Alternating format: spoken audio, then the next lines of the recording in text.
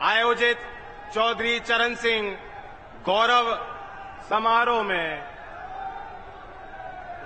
आदरणीय प्रधानमंत्री जी विराजमान हैं। हमारे पड़ोसी राज्य के मुख्यमंत्री नायब सैनी जी, हमारे उत्तर प्रदेश में विकास को गति देने वाले मुख्यमंत्री आदरणीय योगी आदित्यनाथ जी, सभी वरिष्ठ भारतीय जनता पार्टी के और एनडीए के दल के नेतागण, मंत्रीगण, जनप्रतिनिधि, कार्यकर्ता और सामने बैठे इस जनसमूह को मेरी राम राम।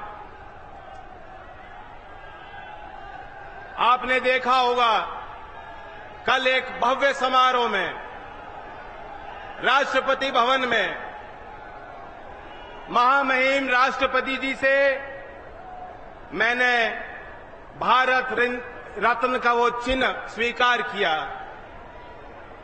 और मैं सोच रहा था वह चिन्ह मेरे हाथों में गया, वो प्रतीक, वह सम्मान, लेकिन वह असली गाड़ी कमाई देश के किसानों की है, कमेरों की है, उस नौजवान की है जो अपना सब कुछ दांव पे लगाकर भारत की सेनाओं में सेवा करता है, उस सामाजिक कार्यकर्ता की है जो देश में सबसे गरीब और वंचित वर्ग के उत्थान के लिए मेहनत करता है, हर एक उस नौजवान की है जो एक सपना देखता है अपने समाज को, समाज के और परिवार के लिए बेहतर रास्ते खोलने के, उसके लिए संघर्ष करता है। आपको और हमें आज देश जिस पड़ाव पे है सोचना होगा, और खास तौर से मेरठ वासियों को। कोई तो कारण होगा कि देश के प्रधानमंत्री जी ने भारत रत्न के उस कार्यक्रम के बाद पहला पड़ाव था, तो उस पहला पड़ाव उन्होंने मेरठ की धरती को चुना कि मेरठ के लोगों के पास में जाऊं और देश के लिए अपना संदेश दूं।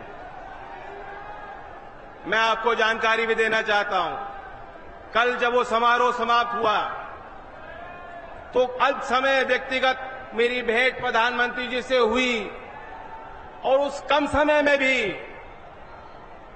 किसानों के प्रति उनकी चिंताएं उन्होंने जाहिर की।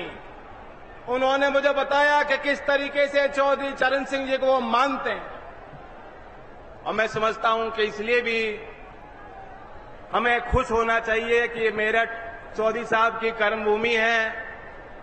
हम और आप इस बात को जानते हैं कि अगर प्रधानमंत्री नरेंद्र मोदी जी नहीं होते तो भारत रत्न का सम्मान धरती पुत्र चौधरी साहब को मिलने वाला नहीं था।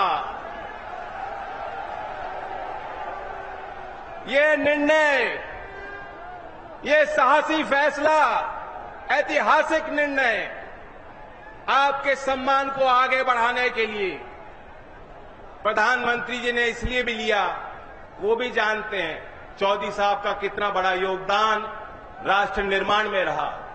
वो ये भी जानते हैं कि चौधरी चरण सिंह जी गुजरात को अपने आध्यात्मिक और राजनीतिक जीवन शैली की पीठ मानते थे।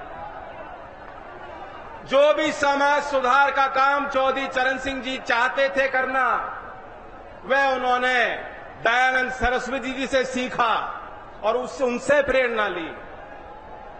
हीरो वर्शिप एक मॉडर्न टर्म है। यहां भी मैं बैठा बैठा देख रहा था, प्रधानमंत्री का नाम सारे लोग बार बार, एक गूंज उठ रही थी, उनका नाम बार बार नौजवान ले रहे थे कि नहीं ले रहे थे? फिर सुनाओ, ले रहे थे कि नहीं ले रहे थे? ये भी एक गहरे विश्वास का प्रतीक है, इसे हीरो वर्शिप भी कह सकते। इस हीरो वर्शिप से चौधरी चरण सिंह जी भी अछूते नहीं थे। एक ऐसे नेता थे जिनको चौधरी चरण सिंह जी अगर आदर्श मानते, वो थे सरदार वल्लभ भाई पटेल।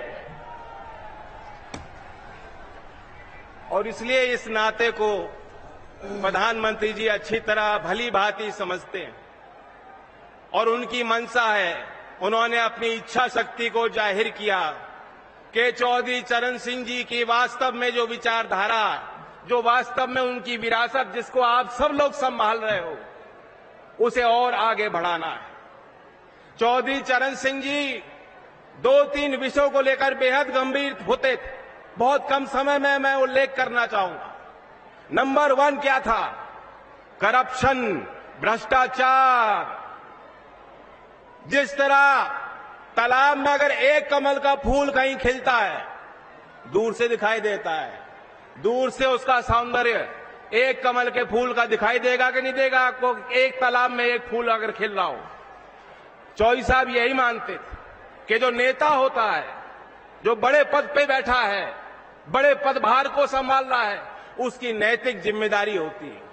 भ्रष्टाचार ऊपर से लेकर नीचे तक जाता है। अधिकारी भ्रष्ट हो सकते हैं, कर्मचारी भ्रष्ट हो सकते हैं, लेकिन जिस दिन सर्वोच्च पद पे बैठा व्यक्ति भ्रष्ट हो जाएगा तो कोई उपाय नहीं है। एक किस्सा मैं चौधरी साहब का बताना चाहता हूं।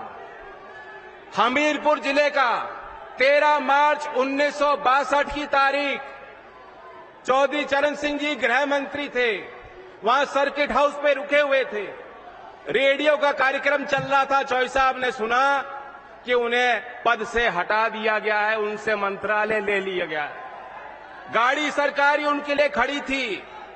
लखनऊ उनको लौटना था। उन्होंने ड्राइवर को कहा, अब मैं सरकारी गाड़ी में नहीं बैठ सकता, इस गाड़ी को वापस आप ले जाइए लखनऊ। ऐसी ईमानदारी चौधरी साहब की थी। और आज हम देखते हैं, गंभीर आरोप के बाद भी जेल की सलाखों के पीछे रहकर भी सत्ता के सुख को लोग भोगना चाहते हैं। जो चौधरी साहब की उस ईमानदारी को याद करते हुए और उसमें जो कड़ियां जुड़ी हैं, हमने देखा है 10 वर्ष में क्या कड़ियां जुड़ी हैं। जो राजीव गांधी जी कहते थे कि 1 रुपए का सरकारी योजना का पैसा धरातल पे कितना पहुंचता है? 15 पैसे पहुंचता है। आज हम देखते हैं केंद्र सरकार कोई निर्णय लेती है, कोई प्राथमिकता बनाती है, कोई योजना बनाती है, कोई निवेश करती है, तो सीधा लाभार्थी के खाते में पैसा जाता है। मैं पूछना चाहता हूं, यही तो चौधरी चरण सिंह जी की ईमानदारी का प्रतीक है। यही उनके ईमानदारी और नैतिकता का बढ़िया उदाहरण जो सरकार करके दिखा रही है। और फिर चौधरी साहब जातीय भेद के खिलाफ थे, लिंग भेद के खिलाफ थे, और वे चाहते थे किसान, क्योंकि उस समय के देश में गांव और किसान देश की जड़ों में था। मुख्य धारा में अगर किसान नहीं खड़ा होता, गांव का विकास नहीं होता, तो देश आगे नहीं जा सकता। उसी उद्देश्य के साथ एनडीए को ताकत देने के लिए हम उम्मीद करते हैं कि मेरठ अपनी बड़ी भूमिका को अदा करेगा। 2014 में भी प्रधानमंत्री जी ने चुनावी अभियान की शुरुआत मेरठ की धरती से की थी, और आज हम सब लोग मिलकर बहुत उम्मीद के साथ आए। मेरठ अकेला जिला ही नहीं, कई क्षेत्रों को प्रभावित करता है। लोकदल वाले लोग जानते हैं कि चौधरी चरण सिंह जी आपसे चंदा लेते थे मेरठ के लोगों से, और ओडिशा तक चुनाव लड़ते थे।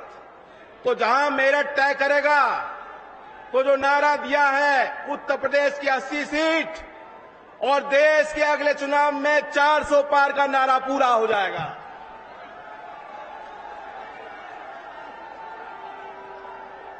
मैं अपनी बात को समाप्त करते हुए कहना चाहता हूं कि वो नेता जो भविष्य को समझते हैं कि भविष्य में क्या होगा और समाज और देश को उसके लिए तैयार करते हैं चुनौतियों के लिए, उनकी बातें हमेशा इतिहास में पन्नों पे दर्ज हो जाती हैं।